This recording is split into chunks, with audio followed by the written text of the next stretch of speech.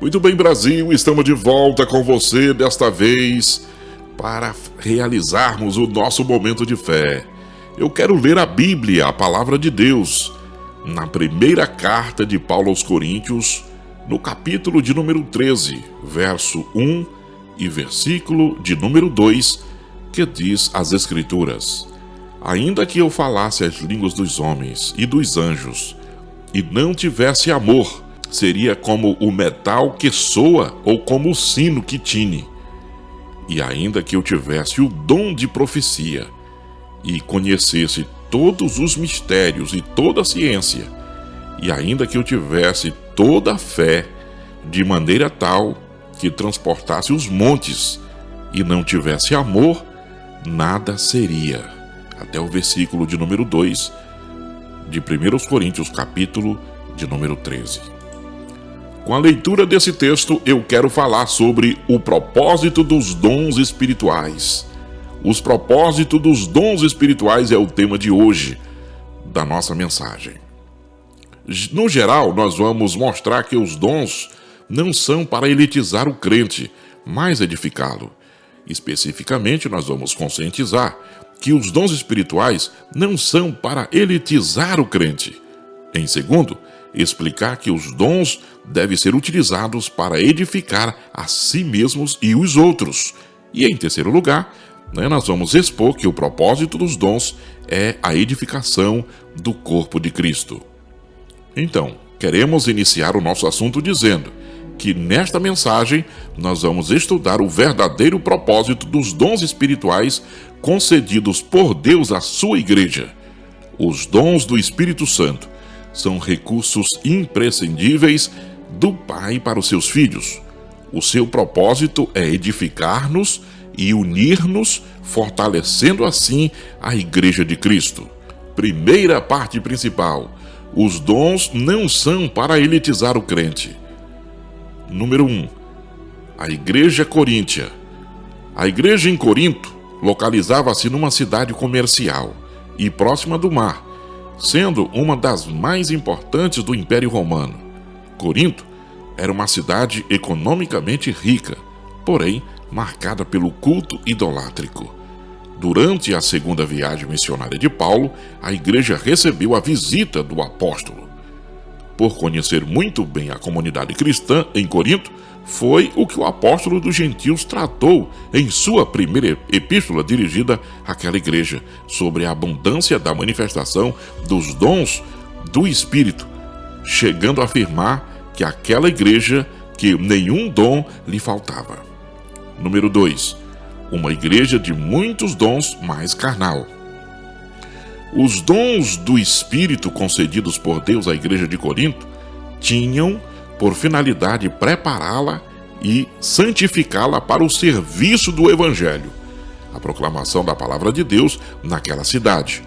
Todavia, além daquela igreja não usar corretamente os dons que recebera do Pai, tinha em seu meio divisões, tinha lá inveja, imoralidade sexual e outros problemas.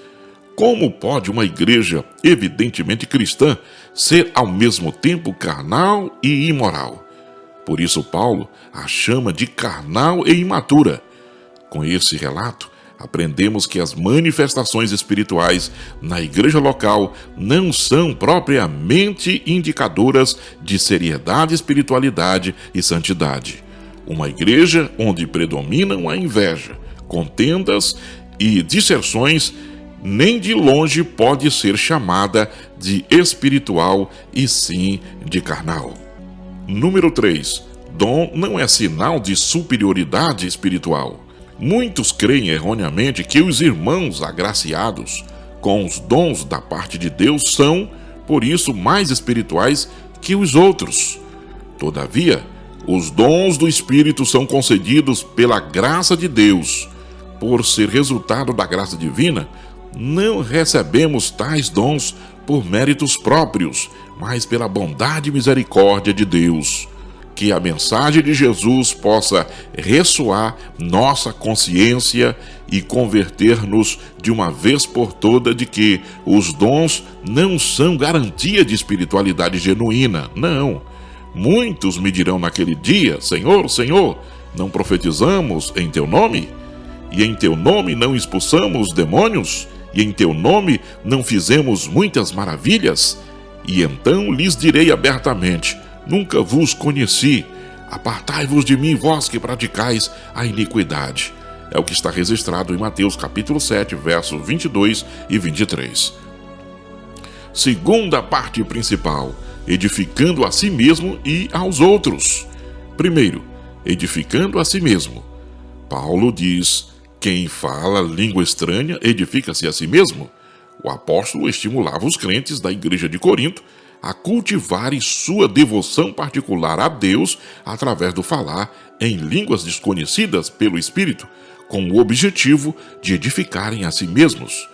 E isto não significa que o apóstolo dos gentios proibia o falar em línguas publicamente, não, mas ao fazê-lo de maneira devocional, o crente batizado com o Espírito Santo edifica-se no seu relacionamento com Deus.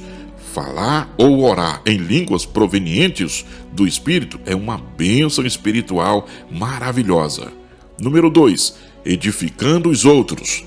Os crentes de Corinto falavam em línguas e exerciam vários dons espirituais, mas parece que eles não se preocupavam muito em ajudar as pessoas.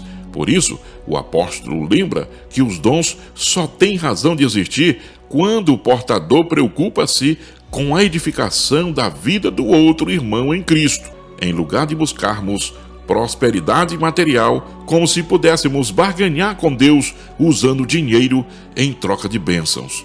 Busquemos os dons espirituais. Agindo assim, edificaremos a nós mesmos e também as outras pessoas que estão perto de nós. Número 3.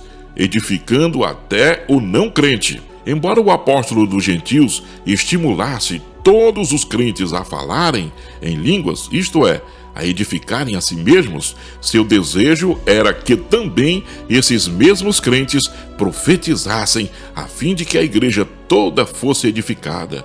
O comentário da Bíblia de Estudo Aplicação Pessoal diz sobre esse texto. Ela diz assim: embora o próprio Paulo falasse em línguas, enfatizava a profecia, porque esta edificava a igreja inteira, enquanto falar em línguas beneficiava principalmente o falante.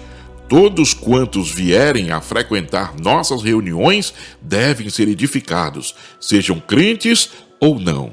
Por isso, não podemos escandalizar aqueles que não comungam a mesma fé que nós. Como eles compreenderão a mensagem do Evangelho se, em uma reunião, não entenderem o que está sendo falado? Terceira parte principal: edificar todo o corpo de Cristo. Número 1. Os dons na igreja. Na primeira carta aos Coríntios, Paulo dedica 2 capítulos, o 12 e o 14, para falar a respeito do uso dos dons na igreja. O apóstolo mostra que quando os dons são utilizados com amor, todo o corpo de Cristo é edificado, conforme diz Thomas Over, parafraseando Paulo em Efésios 4, verso 16. Os membros do corpo, cada qual com a sua própria função concedida pelo Espírito, cooperam para o bem de todas. O amor é essencial para os dons espirituais alcançarem o seu propósito. Se não houver amor, certamente não haverá edificação. Sem o amor de Deus, nos tornamos egoístas e acabamos por colocar nossos interesses em primeiro lugar. O propósito dos dons, que é edificar o corpo de Cristo, só pode ser cumprido se tivermos o amor de Deus em nossas vidas, em nossos corações. Número 2. Os sábios arquitetos do corpo de Cristo. Deus levanta homens para edificarem espiritual, moral e doutrinariamente a igreja local. A igreja é o edifício de Deus. Os ministros sábios, arquitetos, o fundamento já está posto pelos apóstolos, Jesus Cristo. Mas os ministros têm de tomar cuidado com as pedras assentadas sobre este alicerce, pois eles também tomam parte na edificação espiritual da Igreja de Cristo segundo a mesma graça concedida aos apóstolos. Por isso, Paulo faz uma solene advertência para a liderança hoje. Mas veja cada um como edifica sobre ele, porque ninguém pode pôr outro fundamento além do que já está posto, o qual é Jesus Cristo. 1 Coríntios capítulo 3, versículo 10 e versículo 11. Número 3. Dispenseiros dos dons. O apóstolo Pedro exortou a igreja acerca da administração dos dons de Deus. Ele usou a língua do dispenseiro, que antigamente era o homem que administrava a dispensa e tinha total confiança do patrão. O despenseiro adquiria os mantimentos, zelava para que não estragasse e distribuíam para a alimentação da família. Desta forma, o despenseiro da obra do Senhor deve alimentar a família de Deus. Eles precisam ter o cuidado no uso dos dons concedidos pelo Senhor para promover a alimentação espiritual, objetivando a edificação do corpo de Cristo. Cada um administra aos outros o dom como recebeu, como dons dispenseiros da multiforme graça de Deus.